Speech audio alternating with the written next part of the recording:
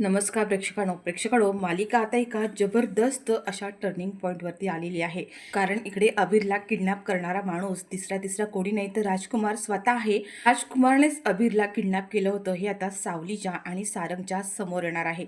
मंडळी, इकडे सारंग आता अबीरची सुखरूप सुटका करतो, पण आता मोठा ट्विस्ट म्हणजे अबीर हा आपलाच मुलगा आहे, म्हणजे सावलीचा आणि माझा मुलगा आहे हे सत्य आता ते जे गुंड आहेत, जे म्हणजे ज्या गुंडांनी आता इथे अबीरला किडनॅप केलं होतं, त्यांनी सारंगच्या समोर सगळ्या गुन्ह्यांची कबुली दिलेली आहे. 8 वर्षापूर्वी राजकुमारने जे काम त्यांच्याकडून घेतलं होतं, सारंगला आणि त्यांच्या मुलीला तोडलेलं असतं, ते सगळं गुंडांनी आता इथे सारंगच्या समोर सारंगला सगळं काही सांगितलंय. कशा पद्धतीने सावलीची 2 मुलं होती, त्यातली एक मुलगी त्यांनी पळवलेली होती आणि तीच मुलगी आता सारंगकडे आहे. म्हणजेच ओवी ही सारंगचीच मुलगी आहे हे सुद्धा आता सावलीला आणि सारंगला कळणार आहे. म्हणजे आपली हरवलेली मुलगी दुसरी तिसरी कोणी नाही तर ओवी आहे हे सत्य सुद्धा आता सगळ्यांच्या समोर येणार आहे. आणि त्यानंतर सारंगने जी काही राजकुमारची आणि त्या गुंडांची धुलाई केली आहे, खूप खतरनाक दाखवलाय आजचा भाग. तर मंडळी, आजचा भाग ना खूप खूप छान आहे, त्यामुळे थोडाही स्किप न करता शेवटपर्यंत नक्की पहा. आणि चॅनलवर नवीन असाल, चॅनल अजूनही सबस्क्राईब केलं नसेल तर चॅनल आत्ता सबस्क्राईब करून घ्या. म्हणजेच मालिकांचे असेच येणारे रोजचे नवीन व्हिडिओज आणि नवीन अपडेट सगळ्यात आधी तुम्हाला आपल्या चॅनलवर पाहायला मिळणार आहेत. आणि हो, सोबत व्हिडिओला लाईक करायला सुद्धा विसरू नका. तर प्रेक्षकांनो, इकडे आता राजकुमार आहे. त्या राजकुमारने त्याचे जे गुंड असतात त्यांना बोलवलेलं असतं आणि म्हणतो की 8 वर्षापूर्वी जी माती खाल्ली ना, ती माती पुन्हा खायची नाहीये. जे काम सांगितलंय ते काम करायचं. तो तिथे लाल टी शर्टवाला मुलगा आहे ना, त्याला आत्ताच्या आत्ता उचलायचंय. कोणाच्याही नजरेसमोर येता कामा नये. गुंडांना पटकन आतमध्ये पाठवतो आणि सांगतो की स्वतःचे चेहरे लपून ठेवा, ते कोणाला दिसता कामा नये. आणि मंडळी, इकडे आता ओवी लपाछपी खेळत असते आणि ओवीचा धक्का इथे राजकुमारला जोरात लागतो आणि त्याच्या हातामध्ये असलेला ज्यूसचा ग्लास हा खाली पडतो आणि राजकुमार आता तिच्यावर एवढा जोरात चिडतो, तुला दिसत नाही का? ओवी म्हणते, सॉरी सॉरी काका, सॉरी, माझ्याकडून चुकून झालं. पण तरी सुद्धा राजकुमार तिच्यावर ओरडत असतो आणि म्हणतो, आंधळी झालीस, डोळे बिळे फुटले की काय तुझे? आणि तेवढ्यात आता लगेच तिथे अबीर म्हणतो, माझ्या बहिणीला ओरडायचं नाहीये. त्यावर आता राजकुमारला आणखीनच राग येतो, कारण तो अबीर असतो आणि अबीरने पुन्हा एकदा त्याला आवाज चढून बोललंय आणि मागे झालेला सीन असतो ना, तो पुन्हा आता इथे राजकुमारला आठवतो. सावली घाबरते, कारण अबीर हा राजकुमारच्या समोर गेलाय. आणि मंडळी, अबीर म्हणतो, माझ्या बहिणीला का ओरडतोय? फक्त ज्यूस सांडलाय आणि तोही खाली सांडलाय ना. तुमचे कपडे तर खराब झाले नाही आहेत. लास्ट टाइम तुम्ही तर माझा अख्खे कपडे खराब केले होते, माझ्या अंगावर चिखल उडवला होता. मग आता सगळ्याची फिटामफिट झाली ना, मग तुम्ही कशाला तिच्यावरती ओरडताय? राजकुमार चिडतो आणि म्हणतो की कोण आहेस तू? तुझा आवाज बंद कर. आणि आता तो त्याच्यावरती हात उचलणारच असतो. तेवढ्यात आता मध्ये सारंग येतो आणि सारंग म्हणतो की राजकुमार दादा, काय करतोयस तू हे? अरे, लहान आहे तो. त्यावर आता लगेच राजकुमार भानावर येतो आणि म्हणतो की अरे, ओवीचं एक वेळ ठीक आहे, पण हा कोण? ह्या पोराचं काय? अरे, मोठ्यांशी कसं बोलायचं साधं एवढं पण कळत नाहीये त्याला. अरे, ज्यूस आणलाय त्याने माझ्या हातातला खाली. तेवर आता सारंग म्हणतो की ज्यूस खाली सांडलाय, तुझे कपडे तर नाही खराब झालेत ना, मग जाऊ दे. तर सारंग राजकुमारला म्हणतो की दादा, आपण ही कोणती बोलायची पद्धत? लहान मुलगा आहे तो. आता राजकुमार म्हणतो की ह्या मुलासाठी तू तुझ्या सख्या भावाशी भांडणार आहेस, भावाचा अपमान करणार आहेस? कोण लागतो हा तुझा मुलगा? तुझा मुलगा आहे का? त्यावर सारंग म्हणतो की माझा मुलगा नसला तरी माझ्या मुलासारखाच आहे तो मला. आणि मंडळी, आता सारंगने जे काही उत्तर दिलं ना राजकुमारला, त्यामुळे राजकुमारची बोलती अगदी बंदच झाली आहे. हे राजकुमारला सुद्धा चांगलंच माहिती आहे की हा अबीर आहे तो सारंग आणि सावलीचाच मुलगा आहे. तर मंडळी, आता हा सगळं प्रकरण आहे सारंगने शॉर्ट आउट करून घेतलंय आणि मुलं आहेत ना, आता इथे पुन्हा लपाछपी करायला सुरुवात करतात, खेळायला सुरुवात करतात. आणि तेवढ्यात आता अबीर आणि ओवी हे दोघं जण कुठेतरी लपलेले असतात. सावली अबीरला शोधत असते आणि म्हणते की अबीर कुठे आहे? अबीर कुठे आहे? तेवढ्यात आता बबलू म्हणतो की अगं, ओवीसोबत लपाछपी खेळतोय, इथेच कुठेतरी लपला असेल, एवढं काय टेन्शन घेतेस? पण तरी सुद्धा सावलीला आता टेन्शन आलेलं असतं. आणि मंडळी, आता हे जे राजकुमारचे गुंड आहेत ना, तिथे आलेले असतात आणि तेवढ्यात राजकुमार आता खुणवतो. अबीर हा तिथे असलेला एक पडदा आहे, त्या पडद्याच्या मागे जाऊन लपतो आणि तेवढ्यात आता राजकुमारने खुणवलंय की पटकन पकडा त्याला, पटकन पकडा, आणि तोपर्यंत मी मागच्या बाजूचा रूम आहे त्याची खिडकी उघडून ठेवतो.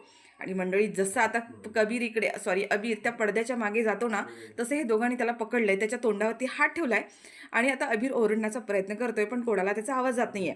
आणि त्यांनी उचलून त्याला तसंच सरळ बाहेर घेऊन गेलेत. पण सांगितलेल्या ठिकाणी जातात बरं का, आणि तिथे राजकुमार पोहोचलेलाच नसतो, म्हणजे त्याने ती खिडकी उघडलेलीच नसते.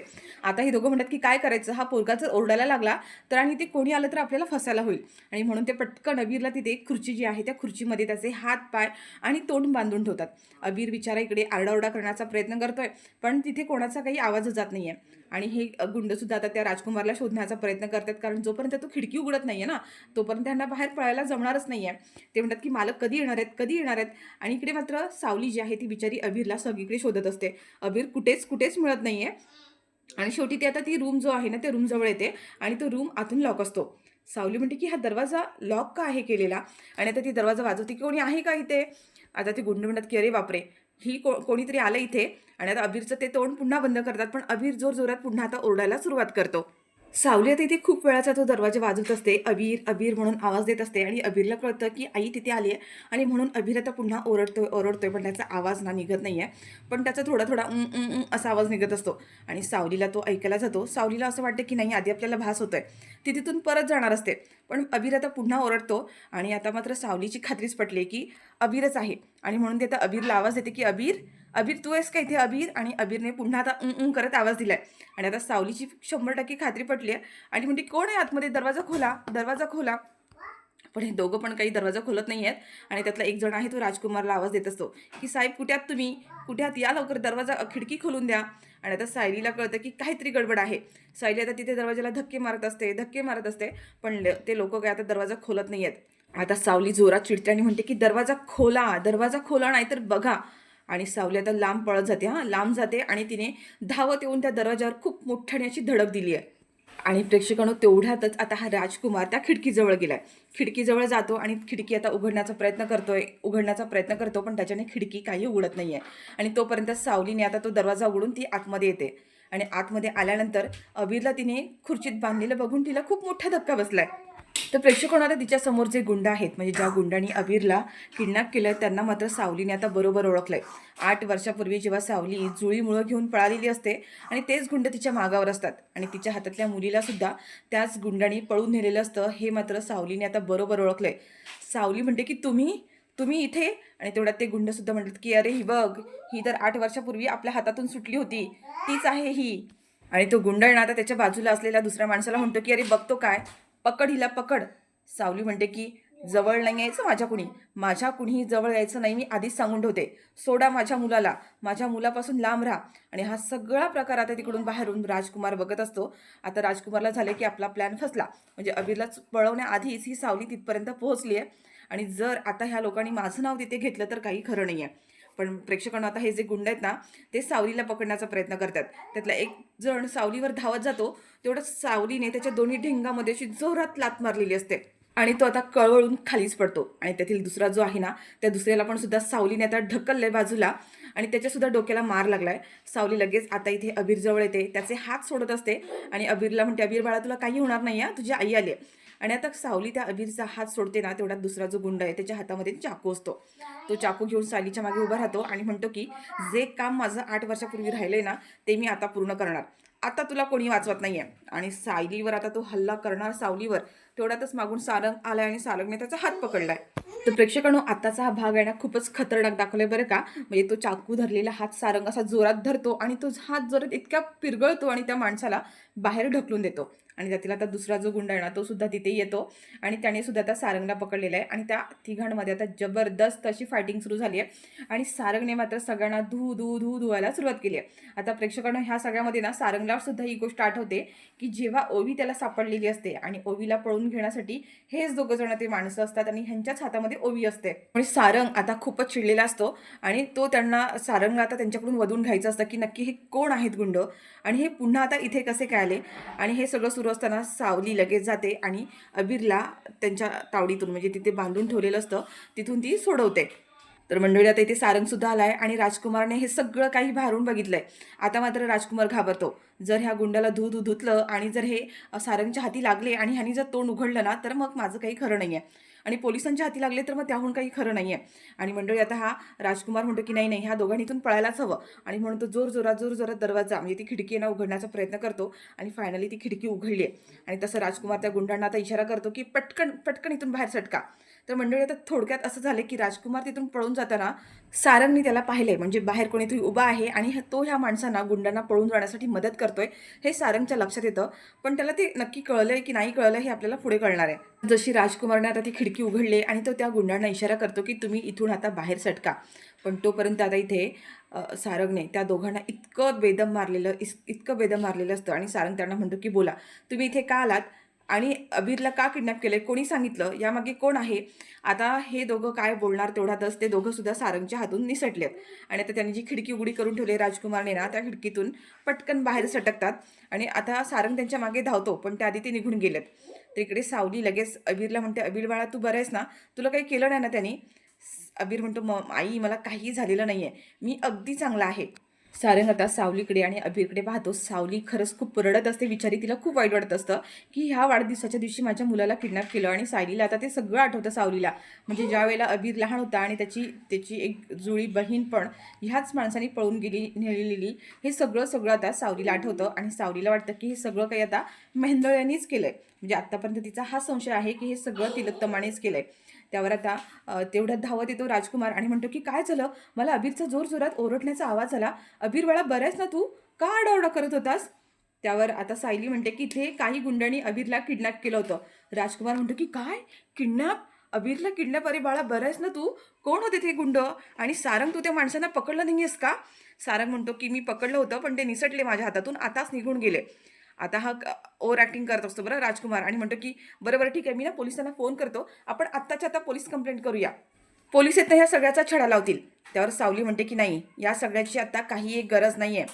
त्यावर सारंग म्हणतो की का? पोलीस कंप्लेंट का नको? आपण पोलीस कंप्लेंट करूया. पण आता सावली म्हणते की नाही, पोलीस कंप्लेंटची गरज नाही आहे. आता हे सगळं मी माझ्या पद्धतीने सॉल्व्ह करणार आहे. मी इथे एक क्षणभर सुद्धा थांबणार नाही आहे. मी आत्ताच्या आता अबीरला घेऊन चालले. इथूनच नाही तर कायमची हे शहर सोडून निघून चालले. तर मंडळी आता अबीरवर झालेला जो हल्ला आहे जीवघेणा, त्याच्यामुळे सावली इतकी घाबरली आहे की त्याच्यामुळे तिने आता पुन्हा एकदा पुणे सोडून जाण्याचा निर्णय घेतलाय. आणि मंडळी जसं आता सावली म्हणते की मी हे शहर सोडून जाणार आहे, त्या सगळ्या गोष्टीचा जास्तीत जास्त आनंद इकडे राजकुमारला झालेला असतो. कारण राजकुमार म्हणतो की सुंठी वाचून खोकळा जाणार आहे, हे शहर सोडून गेलीस ना तर खूप जास्त बरं होईल. तर प्रेक्षकाने इकडे आता असं दाखवलं की जी भैरवी आहे ती इकडे तिलोत्तमाला भेटायला आलेली असते. आणि भैरवी म्हणते की आपण दोघी जणी मैत्रिणी होतो हे विसरलीस का तू तिलोत्तमा? तर तिलोत्तमा म्हणते की कोण मैत्रीण? कोण मैत्रीण? कोणाची मैत्रीण? मी मागच्या गोष्टी कधीच मागे सोडून दिल्यात आणि तुझी लायकीसुद्धा नाही आहे माझी मैत्रीण होण्याची. त्यावर आता ही भैरवी म्हणत असते की साहजिकच आहे, मला माहिती आहे माझा तुला राग येणं साहजिकच आहे, पण तिलोत्तमा तू तरी मला सांग, मी जे केलं ते चुकीचंच होतं, पण त्यावेळेला माझी जी वेळ होती ना, खरं तर ती वेळ चुकीची होती. तुला माहिती आहे त्या सावलीने माझी काय अवस्था करून ठेवली होती आणि त्याच्यामुळे माझी स्वतःची सख्खी मुलगी माझ्यापासून लांब गेली होती. मला तिने आई म्हणण्यापासून नकार दिला होता आणि या सगळ्यासाठी मी काय करायला होतं? शांत बसायला होतं. अगं माझं या जगामध्ये कोण आहे? फक्त माझी एकुलती एक मुलगी तारा, आणि ती सुद्धा माझ्यापासून लांब गेली. मग मी काय करायला होतं सांग? आणि तिलोत्तमा तुला मी एक गोष्ट सांगते. इथे पाय घट्ट रोवून बसली आहे, म्हणजे बघ ना, सगळ्या गोष्टी तिच्या मनासारख्या झाल्यात आणि आता तर सारंगसुद्धा तिच्या आजूबाजूला फिरतोय. तिलोत्तमा आताच सावध हो, कारण काय माहितीये का, सारंग तुझ्या हातातून गेला ना तर सगळ्या गोष्टी खूप कठीण होऊन बसतील. आता ही तिलोत्तमा म्हणत असते की सारंग माझ्या हातातून कधीच निसटून जाणार नाहीये. आता ही भैरवी म्हणत असते की निसटून जाणार नाहीये, अगं तो केव्हाच निसटलाय. बघ तुझा सारंग तुझ्या जवळ आहे का? कुठे आहे तो आता? आता तो त्या सावली बरोबर आहे. तो केव्हाच तुझ्या हातातून निसटलाय. भानावर ये. ती सावली त्याला स्वतःच्या जाळ्यात पुन्हा गुरफटवायला लागली आहे आणि सावलीसाठी ते कठीण नाहीये. तिने आधीसुद्धा तेच केलं होतं आणि आत्तासुद्धा तेच केलंय. फक्त तुला असं वाटतं की तुझा सारंग तुझ्या हातामध्ये आहे, पण तसं अजिबात नाहीये. सावलीने त्याला कधीच स्वतःकडे खेचून घेतलंय. आता ह्या भैरवीच्या बोलण्यावर तिलोत्तमाला सुद्धा हेच वाटतं. आणि आता ही तिलोत्तमाला भैरवी म्हणत असते की हे बघ, दुश्मनाचा दुश्मन हा आपला मित्र असतो. भले आपल्या दोघींमध्ये कितीही दुश्मनी असली तरी आपला दुश्मन एकच आहे, सायली. आणि तिच्यावर जर मात करायची असेल, तिला उद्ध्वस्त करायचं असेल, तर आपल्या दोघींना एकत्र येणं खूप गरजेचं आहे. कारण तू आत्तापर्यंत सावलीला उद्ध्वस्त करण्यासाठी, सारंगपासून लांब जाण्यासाठी किती प्रयत्न केले, पण तसं घडलं का? तसं काहीच घडलं नाहीये. कारण ते एकटीच्याने होणारच नाहीये. आपण जेव्हा दोघीजणी एकत्र येऊ तेव्हाच ही गोष्ट शक्य होणार आहे. त्यावर तिलोत्तमा म्हणते की मला तुझ्या मदतीची गरज नाही, मला कोणाचीच गरज नाहीये, मी एकटी खंबीर आहे. त्यावर आता भैरवी म्हणते की अरे वा, चांगला कॉन्फिडन्स आहे तुझा. तुझा कॉन्फिडन्स चांगला आहे, पण खूप ओव्हर कॉन्फिडन्स आहे. अगं तू गेले कित्येक वर्ष हा प्रयत्न करतेस सारंगला सावलीपासून लांब होण्याचा, पण आता तसं घडलंय का? सारंग पुन्हा त्या सावलीच्या मागे मागेच करतोय, अजूनही तिच्या मागेच आहे. आणि तुला आठवत असेल ना तर नीट आठव, सावली सारंगला सोडून गेली होती. सारंगने सावलीला कधीच सोडलं नव्हतं. त्याचं अजूनही सावलीवर तितकंच प्रेम आहे तिलोत्तमा. ही गोष्ट तुझ्या लक्षात का येत नाहीये? आणि जेव्हा आता ही भैरवी तिलोत्तमाचं कान भरत असते, तेव्हा तिला सुद्धा आता ह्या सगळ्या गोष्टींवर विश्वास बसतो आणि मंडळी आता ह्या दोघी जणी सावलीला उद्ध्वस्त करण्यासाठी पुन्हा एकत्र येणार आहेत.